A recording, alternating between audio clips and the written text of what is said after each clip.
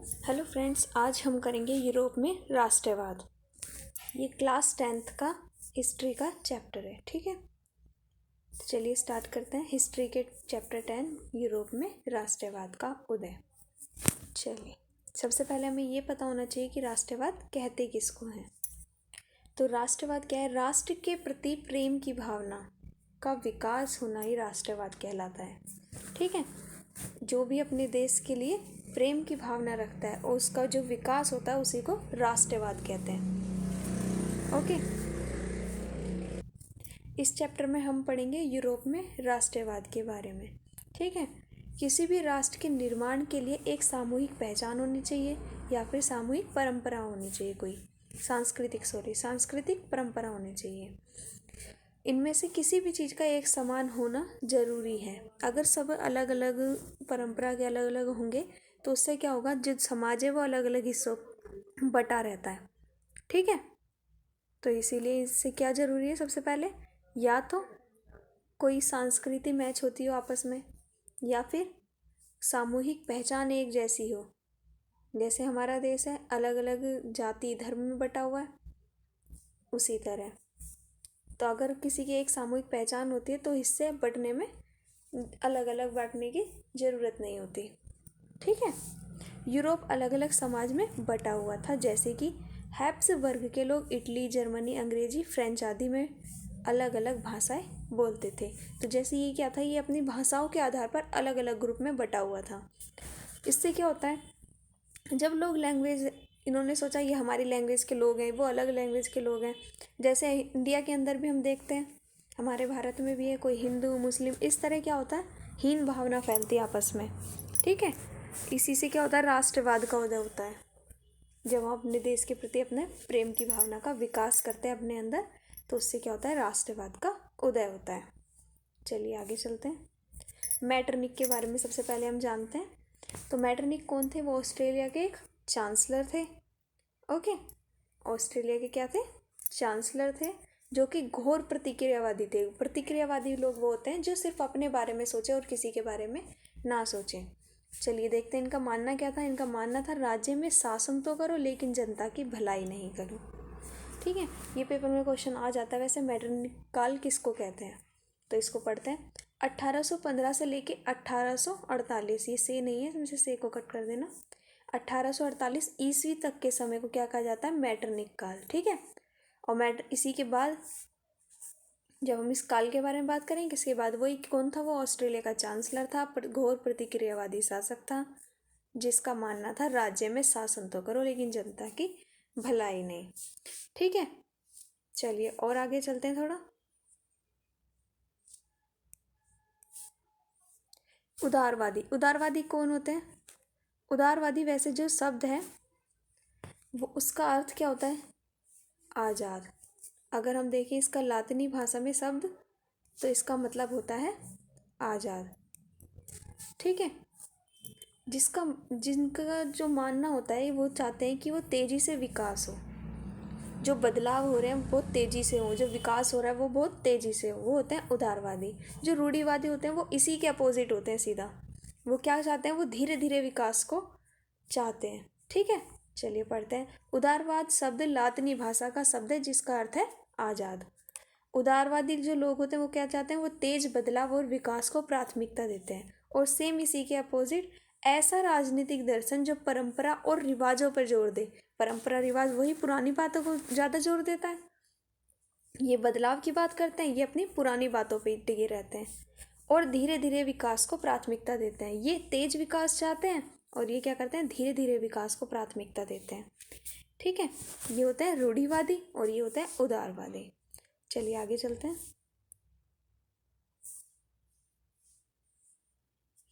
State journal, state journal क्या थी, ये एक आम सभा थी। स्टेट जर्नल क्या थी, ये एक आम सभा थी जो क्षेत्र के फ्रांसीसी संप्रदायों के संप्रदायों को प्रतिनिधित्व करते थे। बाद में इसका नाम क्या रख दिया गया, नेशनल असेंबली। ये इतना इंपॉर्टेंट नहीं, बाद में बीच में एक शब्द आ जाता है तो इसके लिए इसको हमें जानना ज़रूरी था कि स्टेट जर्नल होता क्या है। ठीक है, चलिए आगे चलते हैं। फ्रांसीसी क्रांति और राष्ट्र का विचार। ठीक है, ये क्या है, फ्रांसीसी क्रांति और राष्ट्र का विचार। तो फ्रांसीसी क्रांति की शुरुआत कब हुई? 1789 में, 1789 में। ठीक है, सन को इंग्लिश में बोलते हैं, आधे बच्चों को हिंदी में आता नहीं है। तो कब हुई? 1789 में। फ्रांसीसी क्रांति में लोगों की मांग थी कि वो राजतंत्र को ख़त्म करना चाहते थे और प्रजातंत्र को लाना चाहते थे। जो राजा, राजतंत्र क्या होता है? जिसमें राजा खुद से अपनी शक्ति के बल पे राजा बन जाता है, और प्रजातंत्र में प्रजा का तंत्र होता है, यानी प्रजा का राज होता है। ठीक है, तो वो यही चाहते थे कि राजतंत्र को ख़त्म कर दिया जाए और प्रजातंत्र को स्थापित कर दिया जाए। आगे चलते हैं। इसी को, प्रजातंत्र को स्थापित करने के लिए लोगों ने क्या किया? उन्होंने क्या किया? सामूहिक पहचान बनाने के लिए कदम उठाने चालू कर दिए। उन्होंने क्या किया? अपने अलग अलग पहचान बनाने के लिए अलग अलग कदम उठाने चालू कर दिए। सबसे पहला नंबर 1 क्या है? राज्य से एक स्टेट जनरल का चुनाव किया जाने लगा, बाद में जिसको नेशनल असेंबली कहा गया। ठीक है, क्या किया जाने लगा? राष्ट्र से चुनाव किया जाने लगा स्टेट जनरल का, बाद में इसी को बदल के क्या कर दिया गया? नेशनल असेंबली कर दिया गया। ठीक है, फ्रेंच को राष्ट्रभाषा, फ्रेंच को सीधा क्या किया गया? राष्ट्रभाषा घोषित कर दिया गया। ठीक है, ये बदलाव लोगों ने अपने आप ही चुन लिए थे। ठीक है, इसी से क्या हुआ? राष्ट्रवाद का उदय हुआ था, जब लोगों ने अपने बारे में सोचना चालू कर दिया। ठीक है, तो उससे क्या हुआ? राष्ट्रवाद का उदय हुआ, क्योंकि वो राजतंत्र को ख़त्म करके प्रजातंत्र चालू करना चाहते थे। एक प्रशासनिक व्यवस्था लागू की गई जिसमें क्या था कि सभी लोग कानून के समान, यहाँ पे आएगा, ये गलत लिख दिया है, जिसमें सबको समान कानून प्रदान थे। ठीक है, ये पता नहीं क्या अनुभव कैसे लिख दिया। ठीक है, एक प्रशासनिक व्यवस्था लागू की गई जिसमें सबको समान कानून दी गई, एक समान कानून व्यवस्था बनाई गई। ठीक है, ये आपके नोट्स मैंने तैयार कर दिया, आप चाहे तो इसका स्क्रीनशॉट ले सकते हैं। ठीक है, स्क्रीनशॉट से आप बाद में भी पढ़ सकते हैं। चलिए अब थोड़ा सा और आगे चलते हैं, इसी के बारे में थोड़ा सा और आगे पढ़ेंगे। अब जो आंतरिक आयात निर्यात और सीमा शुल्क था उसको समाप्त कर दिया गया, यानी जो अंदर ही अंदर सामान को लाना ले जाना था, उस पे लगने वाला टैक्स था जो, उसको ख़त्म कर दिया गया। भार और मापने की एक समान व्यवस्था की दी गई, यानी वजन को तोलने के लिए और नापने के लिए एक समान व्यवस्था कर दी गई है। ठीक है, स्कूल और कॉलेज के बच्चों ने भी इसमें समर्थन दिया, तो उन्होंने क्या किया? अपना एक अलग ही क्लब बनाया, जिसका नाम बाद में क्या दिया गया? Jacobin club. ठीक है, तो इन्होंने क्या किया? स्कूल कॉलेज के छात्रों ने समर्थन के लिए क्लब का निर्माण किया, जिसका नाम बाद में जैकोबिन क्लब कहा गया। ठीक है, फ्रांस की आर्मी समर्थन के तौर पर हर विदेशी क्षेत्र में दी गई, जिससे राष्ट्रवाद की भावना बढ़ जाए। ठीक है, जो फ्रांसीसी आर्मी थी, उन्होंने अपना समर्थन किस तरह किया? वो हर विदेशी क्षेत्र में फैल गए और उन्होंने अपनी राष्ट्रवाद की भावना को जगह जगह फैलाना चालू कर दिया, जिससे कि राष्ट्रवाद की भावना हर जगह बढ़ जाए। चलिए थोड़ा और आगे चलते हैं।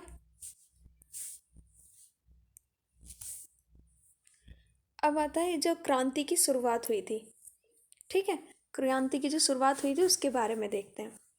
तो उसको क्रांति करने की ऐसी क्या ज़रूरत पड़ गई थी? तो नंबर 1 था वहाँ का जो संरचना थी, जो वहाँ की आर्थिक संरचना थी, उसके आधार पर कुलीन वर्ग और निम्न वर्ग जो लोग थे वो 2 हिस्सों में बांट रखे थे। एक तो कुलीन वर्ग हो गए और दूसरे निम्न वर्ग के हो गए। कुलीन वर्ग की संख्या कम थी और जो निम्न वर्ग वाले लोग थे वो ज़्यादा थे। ये क्या करते थे? ये निम्न वर्ग पर अपना वर्चस्व जमाते थे और निम्न वर्ग के पास कोई वर्चस्व था ही नहीं। वर्चस्व क्या होता है? किसी के ऊपर अपना दबदबा जमाना। ठीक है, किसी को नीचा दिखाना और उस पर अपना दबाव बनाना। जो कुलीन वर्ग के लोग थे वो क्या थे? जमींदार थे, और जो निम्न वर्ग के लोग थे वो जमीनहीन थे, उनके पास अपनी कोई ज़मीन थी ही नहीं। ठीक है, ज़्यादातर वो क्या करते थे? अपनी किराए की ज़मीन पे काम करते थे। इनके पास सभी अधिकार दिए गए थे और इनको कोई भी अधिकार दिए ही नहीं गए थे। ठीक है, यहाँ तक आपको समझ में आ गया होगा। चलिए अब थोड़ा सा और आगे चलते हैं। अब बात करते हैं जो 1815 के बाद नया रूढ़िवाद आया। ठीक है, नए रूढ़िवाद की अब हम बात करेंगे। 1815 में नेपोलियन को हरा दिया गया। कौन सा युद्ध हुआ था? वाटरलू का युद्ध हुआ था। वाटरलू के युद्ध में नेपोलियन को हरा दिया गया था।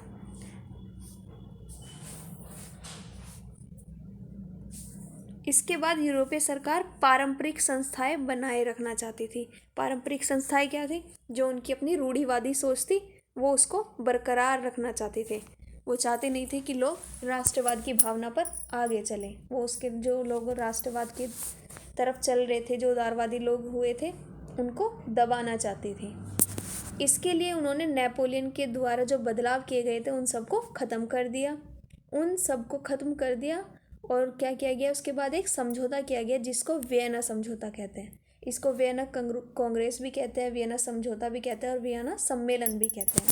ठीक है, किसी भी नाम से आए तो आप इसको यही कहेंगे। चलिए एक बार समझते हैं वियना समझौता था क्या।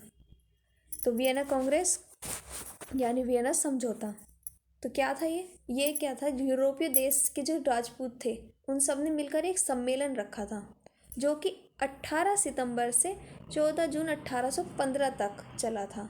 इसे वियना कांग्रेस या वियना समझौता क्यों कहते हैं? क्योंकि ये वियना में आयोजित किया गया था। ये जो सम्मेलन था ये वियना में होने की वजह से इसको वियना सम्मेलन कहा गया था। ठीक है, इसका मुख्य लक्ष्य क्या था? इसका मुख्य लक्ष्य ये था कि जो भी काम अभी तक किए गए हैं उन सबको ख़त्म कर दिया जाए। नेपोलियन जो जो चीज़ें ला रहा था, जो राष्ट्रवाद की भावना उभरती जा रही थी, उस चीज़ को ख़त्म कर दिया जाए, वहीं की वहीं दबा दिया जाए। ठीक है, वियना कांग्रेस का यही लक्ष्य था। क्या था? 1789 से 1815 तक जो भी घटना घटी है उन्हें दोहराया ना जाए, यानी जो अभी तक जो बदलाव हो चुके हैं वो दोबारा से ना हो। जो क्रांति लोगों के मन में आ चुकी है वो ना हो। क्रांतियों को वहीं की वहीं दबा दिया जाए। और नेपोलियन द्वारा जो भी विकास किए गए हैं, जो भी आंदोलन चलाए गए हैं विकास के लिए, उन सबको वहीं की वहीं दबा दिया जाए। ओके, ये इनका लक्ष्य था। चलिए अब इनकी उपलब्धियों के बारे में, कि मतलब इन्होंने ये जो सम्मेलन किया उसके बाद इन्हें कोई फ़ायदा हुआ या नहीं हुआ। तो इसकी उपलब्धियां क्या थी, इससे क्या क्या फ़ायदे हुए ना? इन्होंने क्या किया? सबसे पहले जो नेपोलियन ने राज्य जीते थे उनको वापस कर दिया गया। इटली जो था वो 300 छोटे छोटे राज्यों में बट गया। फ्रांस की सीमा को कायम कर दिया गया, यानी जो तय कर दी गई सीमा, ताकि भविष्य में भी उसका कोई विकास कभी ना हो पाए, वो ऐसे ही रूढ़िवाद के रूढ़िवाद रहे। फ्रांसीसी क्रांति के दौरान जो ब्रूतो वंश था उसको हटा दिया गया था, तो उसको वापस से सत्ता में लाया गया। जो लुई वंश की समाप्ति हो गई थी उसको दोबारा से सत्ता में लाया गया है। ठीक है, लुई जो था वो ब्रूतो वंश का था। राजतंत्र को जारी रखा गया दोबारा से। जनता क्या चाहती थी? प्रजातंत्र। लेकिन इन्होंने वियना समझौता में क्या तय किया?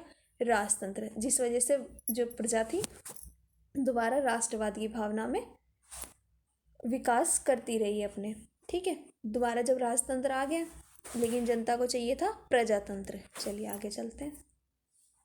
इससे क्या हुआ? जो कुलीन वर्ग था उसमें बटा हुआ था समाज, तो उससे क्या हुआ? एक नया वर्ग उभर कर सामने आया। ठीक है, उसमें क्या था? उसमें सारे लोग क्या थे? पढ़े लिखे थे। एक नया वर्ग बनकर आया जो सिर्फ पढ़े लिखे लोगों का था, जिसे मध्य वर्ग कहा गया। ठीक है, 19वीं सदी के बाद एक नया वर्ग उभर कर सामने आया जिसे मध्य वर्ग कहा गया है। इसमें सभी लोग पढ़े लिखे हुआ करते थे, जैसे शिक्षक, डॉक्टर, उद्योगपति। ठीक है, इस तरह के लोग थे, इंजीनियर वगैरह होते हैं। इस तरह के जो भी लोग थे वो किस में आ गए? मध्य वर्ग, जिसे हम आजकल मिडिल क्लास कहते हैं। तो पढ़े लिखे होने के साथ साथ होने के कारण इन्होंने क्या किया? समान कानून की मांग की। वही राष्ट्रवाद, यानी इनकी भावनाएं कैसी थी? उदारवादी भावनाएं थी। ये विकास चाहते थे, सबकी समानता चाहते थे।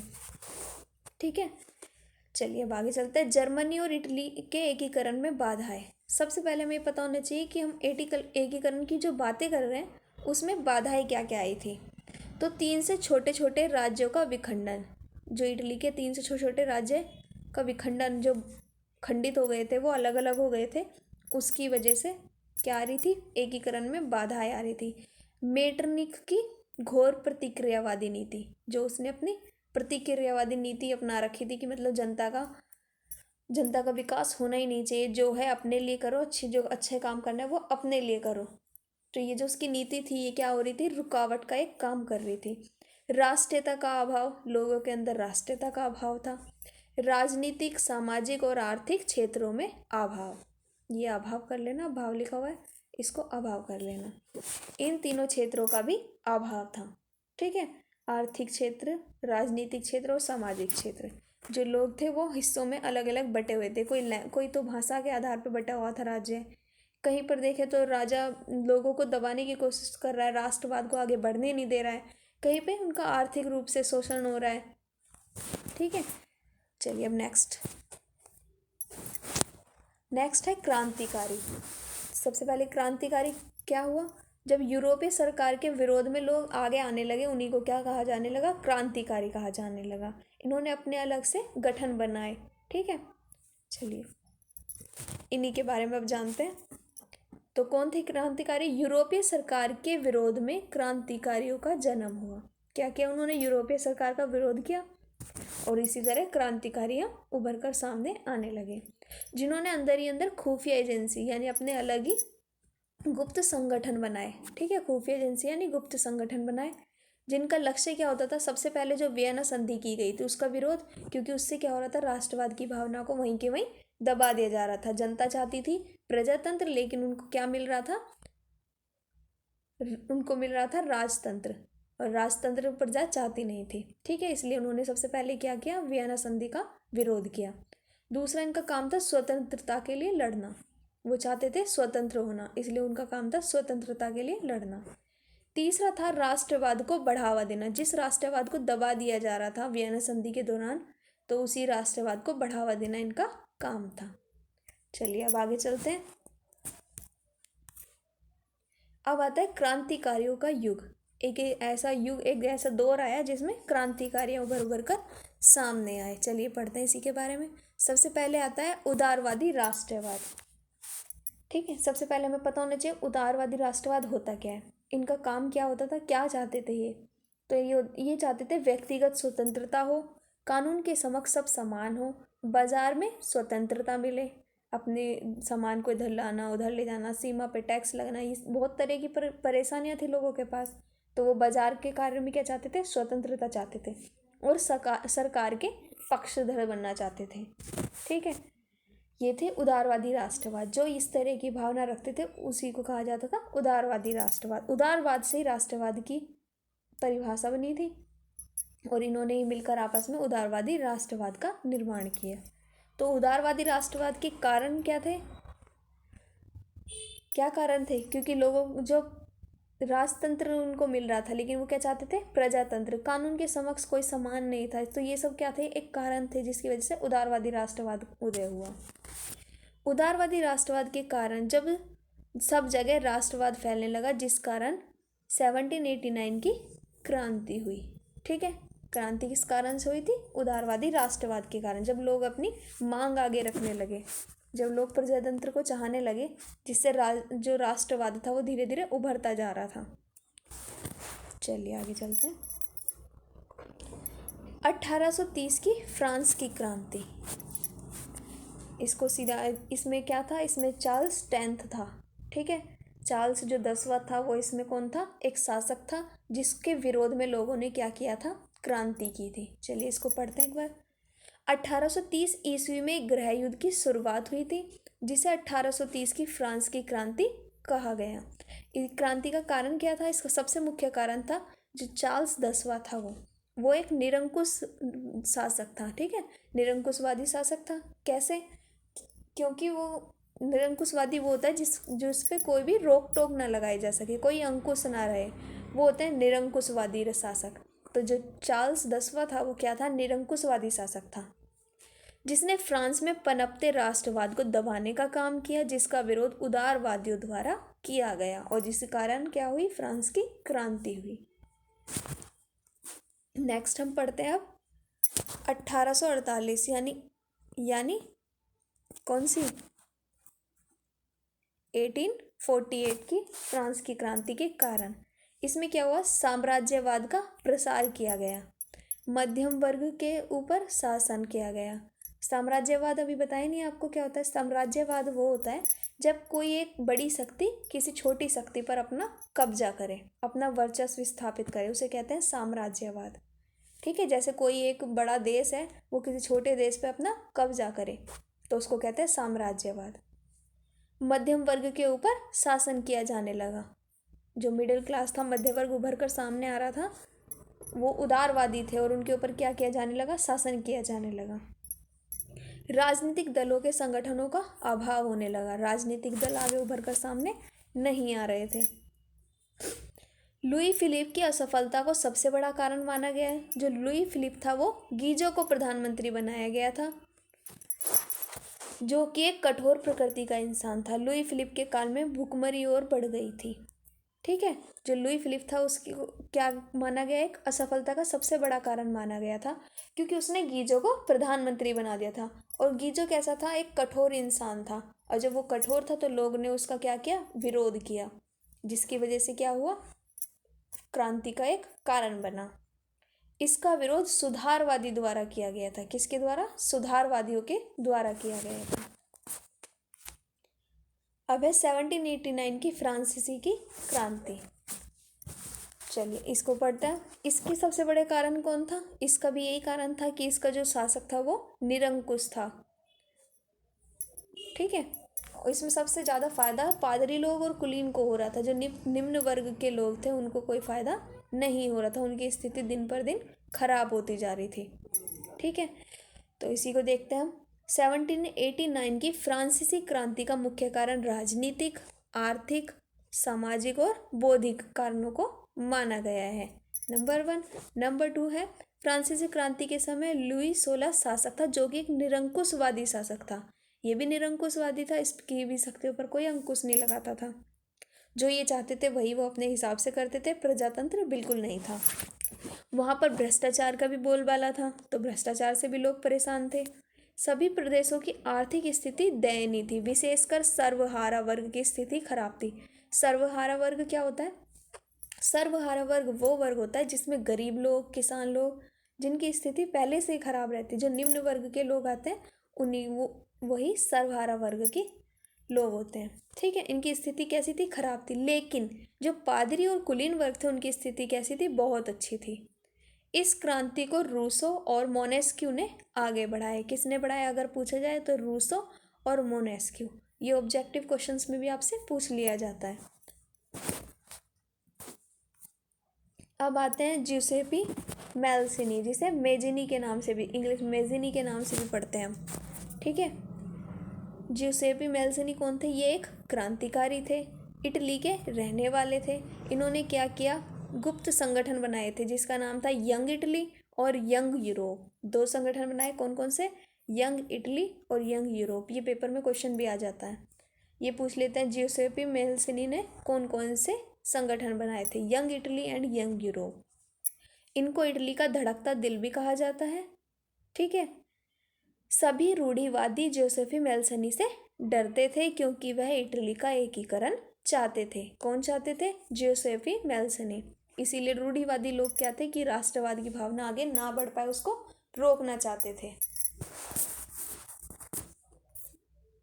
बिस्मार्क, बिस्मार्क भी एक क्रांतिकारी थे, लेकिन इन्हें हम ढंग से थोड़ा सा पढ़ लेते हैं डिटेल में, क्योंकि होता है 2-3 नंबर में क्वेश्चन आ ही जाता है। कौन थे, ये एक सफल कूटनीतिज्ञ थे, जो अपनी कूटनीति से क्या करते थे, कूटनीति से क्रांति को आगे बढ़ाते थे।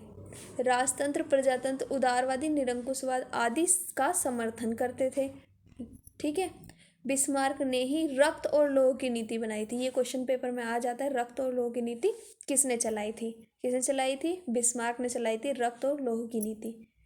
जर्मनी के एकीकरण के लिए विशाल सेना का संगठन बनाया था इन्होंने, बिस्मार्क ने विशाल सेना का संगठन बनाया था। अब आते हैं भूख, कठिनाई और जन विद्रोह।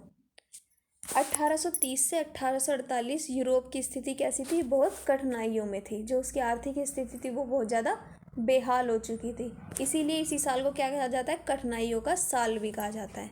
क्यों कहा जाता है, क्या कारण है उसके, चलिए अब इसके कारण के बारे में जानते हैं। जनसंख्या वृद्धि तेज़ी से हो रही थी, जो गरीबी थी वो उसमें भी वृद्धि हो रही थी, बेरोजगारी में भी वृद्धि हो रही थी। जब इतनी सारी परेशानी इंसान के पास एक साथ आती हैं तो उसको तो कठिनाइयों का साल कहा ही जाएगा। तो इसीलिए इसे क्या गया, कठिनाइयों का महान साल कहा गया। लोगों ने गांव से शहर की ओर रुख किया। इसी साल पर फसल भी बर्बाद हो गई। फसल बर्बाद हो गई तो लोगों के पास खाने पीने की चीज़ें नहीं थी, जिससे क्या हुआ, परेशानियां और उभर कर सामने आने लगी। चीज़ों की कीमतें बढ़ने लगी। चीज़ों की कीमतें बढ़ी तो क्या हुआ, छोटी छोटी फैक्ट्रियां बंद होने लगी, जिससे क्या हुआ, लोग बेरोजगार होने लगे। थोड़ा सा और है इसको देखिए। अब आगे बढ़ते थोड़ा सा। खाने की कमी, बेरोजगारी, ऐसे लोगों का गांव से शहर की तरफ जाना, धीरे धीरे जो भी ये कारण आ रहे थे, इनसे क्या हुआ, लोग जो थे सरकार के खिलाफ होते चले गए, जिससे क्या हुआ, जो सरकार थी उसको गणतंत्र राज्य बनाना पड़ा। चलिए पढ़ते हैं। खाने की कमी, बेरोजगारी जैसे कारणों के कारण लोगों ने सरकार के खिलाफ विद्रोह कर दिया। लोग सड़कों पर उतर आए, जगह जगह अवरोध लगाए गए। इसी को कृषक विद्रोह भी कहा गया, जिसके कारण यूरोपियन सरकार ने गणतंत्र राज्य की घोषणा कर दी। क्या हुआ इससे, जब लोगों ने पूरा किया गया, जिसको किसान विद्रोह भी कह सकते हैं हम, ठीक है, कृषक विद्रोह, किसान विद्रोह भी कहा गया, जिससे लोग अपनी परेशानियों की वजह से क्या हुआ, विद्रोह करने लगे और सड़कों तक पे उतर आए। तो सरकार को क्या हुआ, उसकी बात माननी पड़ी और यूरोपियन सरकार ने क्या किया, गणतंत्र राज्य घोषित कर दिया। अब गणतंत्र राज्य बन गया, उसके बाद कुछ ना कुछ कानून में भी बदलाव आए होंगे। तो चलिए, कानून में क्या बदलाव आया। सबसे पहला आया, जो 21 साल से ऊपर के पुरुष थे, सिर्फ आदमी थे, उनको वोट डालने का अधिकार दिया गया। लोगों को काम के लिए गारंटी का अधिकार दिए गए, ठीक है, काम के अधिकार की क्या कर दे दी गई, गारंटी दी गई। अब उनको गारंटी दी गई है काम करने की, तो उसके लिए क्या करेंगे, रोजगार उपलब्ध कराने पड़ेंगे। अब रोजगार उपलब्ध करवाने के लिए क्या किया गया, कारखाने बनाए गए, कारखाने स्थापित किए गए। धीरे धीरे गरीबी और बेरोजगारी से क्या हुआ, कम होने लगी।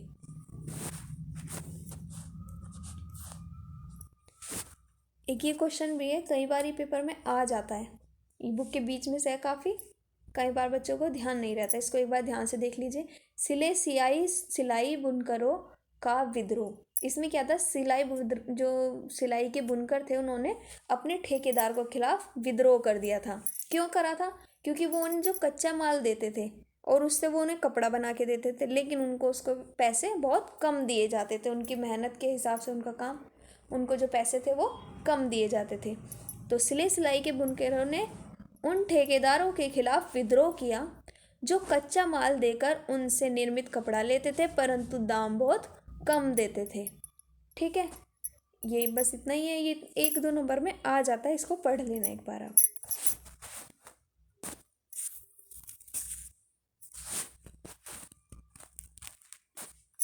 उदारवादी की क्रांति। अब उदारवादी ने क्रांति कर दी, क्यों करी, क्योंकि किसान जो लोग थे उन्होंने क्या कर रखा था, विद्रोह कर रखा था।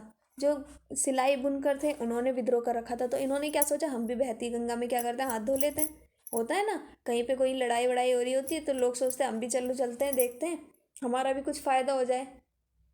ठीक है, तो इन्होंने भी क्या किया, इन्होंने सोचा हम भी बहती गंगा में अपना हाथ धो लेते हैं। तो इन्होंने क्या किया, अन्य भाग के राज्य जहां अभी तक स्वतंत्र राष्ट्र राज्य अस्तित्व में नहीं आए थे, कुछ ऐसे भाग ऐसे बच गए थे जिनको अभी स्वतंत्र राष्ट्र घोषित नहीं किया गया था, जैसे कि Italy, Germany, Poland, Austro Hungarian साम्राज्य। जो ये सब साम्राज्य थे, ये क्या थे, उदारवादी मध्य वर्गों के स्त्री और पुरुषों ने संविधानवाद की मांग के साथ साथ क्या किया, राष्ट्रीय एकीकरण की मांग को इसमें जोड़ दिया। उन्होंने बढ़ते जन असंतोष का फायदा उठाया। उन्होंने क्या करा, जो लोग विद्रोह कर रहे थे उन्होंने क्या सोचा, इसी की तरह हम भी इसी में विद्रोह करते हैं और बहती गंगा में अपना हाथ धो लेते हैं। तो इन्होंने क्या किया, एक राष्ट्र राज्य की मांग को आगे बढ़ाया। यह राष्ट्र राज्य संविधान, प्रेस की स्वतंत्रता और संगठन बनाने की आज़ादी चाहता था। क्या चाहता था ये, एक अपना स्वतंत्र संविधान चाहता था, प्रेस की स्वतंत्रता चाहता था, प्रेस यानी अखबार वगैरह छापते हैं, जो न्यूज़ रिपोर्टिंग होती है जो, उसकी स्वतंत्रता चाहता था और संगठन बनाने की आज़ादी चाहता था। इन सब बातों को देख के हमें क्या पता चलता है, ये संसदीय सिद्धांतों पर आधारित एक राष्ट्र राज्य चाहता था। कैसा राज्य चाहता था, जो संसदीय सिद्धांतों पर आधारित हो। ठीक है, अब आते हैं रूमानीवाद। ये एक वर्ड है, इसको पढ़ लीजिए, इसी से आपको काफ़ी कुछ पता चल जाएगा। रूमानीवाद क्या है, ये एक रूमानी कल्पना है और इसमें उभरती राष्ट्रीय भावना है। क्या था ये? एक सांस्कृतिक आंदोलन था जिसमें कवियों ने, कलाकारों ने, सबने क्या किया, राष्ट्रवाद की भावनाओं को आगे बढ़ाने में अपना अपना योगदान दिया था। ठीक है, चलिए एक बार पढ़ते हैं। रूमानीवाद एक सांस्कृतिक आंदोलन था। एक खास तरह की राष्ट्रीय भावना का विकास चाहते थे ये लोग। इनका मानना था राष्ट्रवाद का विकास केवल युद्ध और क्षेत्रीय विकास से नहीं होगा, इसके लिए काव्य, कला, कहानी, संगीत आदि का भी मदद लेनी पड़ेगी। ठीक है, यही था रूमानीवाद। रूमानीवाद में क्या था? सांस्कृतिक आंदोलन किया गया था, मतलब अपनी संस्कृति के हिसाब से भी हमें राष्ट्रवाद को आगे बढ़ाना चाहिए, ना केवल युद्ध करके। अब आते हैं ब्रिटेन के एकीकरण पर। तो ब्रिटेन के एकीकरण की बात करते हैं सबसे पहले। इसको फटाफट फटाफट, जो हमने अभी तक पीछे पढ़ा है सब चीज़ वही है, तो उसी को एक बार फटाफट कर लेते हैं क्योंकि ज़्यादा लंबी वीडियो बन जाएगी फिर। ब्रिटेन में राष्ट्र का निर्माण किसी अचानक से नहीं हुआ था। ठीक है, ये किसी पता नहीं क्यों आ गया। ब्रिटेन में जो था राष्ट्र का निर्माण अचानक से नहीं हुआ था, बहुत लंबे समय तक लोगों ने इसके पीछे की थी, मेहनत की थी। जो वो था, वो ब्रिटेन था, वो अलग अलग टुकड़ों में बटा हुआ था। कहीं पे सांस्कृतिक रूप से बटा हुआ था, कहीं पे राजनीतिक रूप से बटा हुआ था, जब शक्तियां अलग अलग बटी हुई थी। तो इसके बाद क्या हुआ? ब्रिटेन का एकीकरण किया गया और एक नए ब्रिटेन को बनाया गया। चलिए एक बार पढ़ते हैं। ब्रिटेन में राष्ट्र का निर्माण अचानक से नहीं हुआ, बल्कि एक लंबी चलने वाली प्रक्रिया के कारण हुआ था। वही लंबे दौर तक लोगों ने इसके पीछे मेहनत की है, उसके बाद ही एकीकरण हुआ। ब्रिटिश द्वीप विभिन्न नस्लों के हिसाब से बटे हुए थे, जैसे कि इंग्लिश, वेल्स, स्कॉट, आयरिश। इन नस्लों में वो बटे हुए थे, जिसे नृजातीयता भी कहते हैं। ठीक है, आप इसमें लिख सकते हैं, इसी को नृजातीयता भी कहते हैं।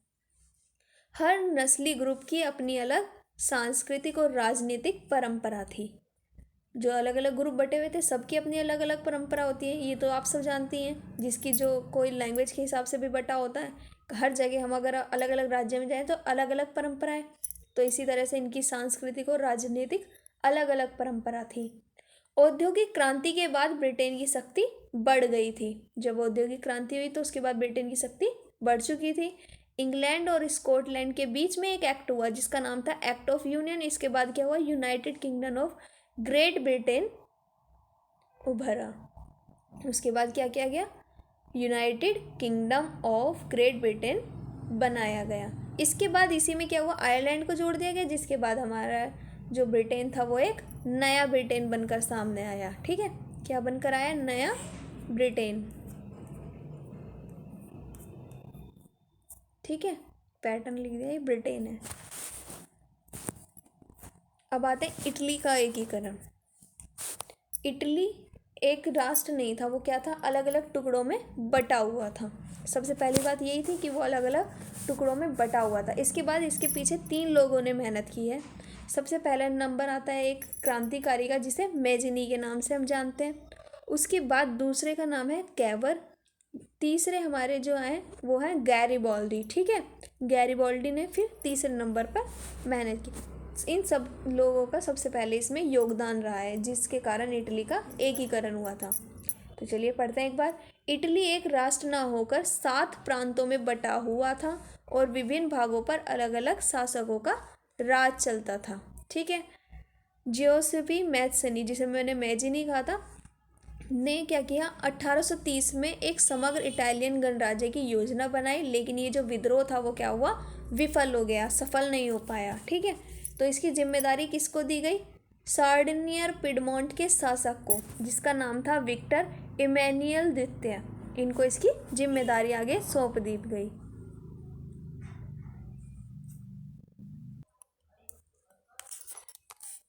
कैव्यूर ने आंदोलन का नेतृत्व किया। आगे फ्रांस में एक कूटनीतिक गठबंधन बनाया, जिसमें क्या हो? सेना को हराकर उसने सशस्त्र स्वयंसेवकों का भी भाग लिया गया। फिर है गैरिबॉल्डी, जिसने 1869 के मार्च में क्या किया? इटली और सिसिली के राज्य को बढ़े। उन्होंने स्थानीय किसानों का समर्थन जीता, जिससे क्या हुआ, जो स्पेनिश का शासक था उसको सत्ता से हटा दिया। बाद में विक्टर एमनुएल द्वितीय को समग्र इटली का राजा घोषित कर दिया गया।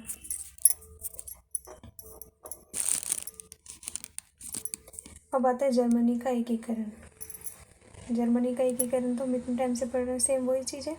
क्या है, यूरोपीय सरकार जो चाहती थी वो क्या चाहती थी कि जल्दी से जल्दी जर्मनी का एकीकरण कर दिया जाए, परंतु वो ऐसा कर ही नहीं पा रही थी। क्यों नहीं कर पा रही थी ऐसा? क्योंकि राष्ट्र निर्माण की उदारवादी पहल को राजा और फौज द्वारा दबा दिया जाता था बार बार।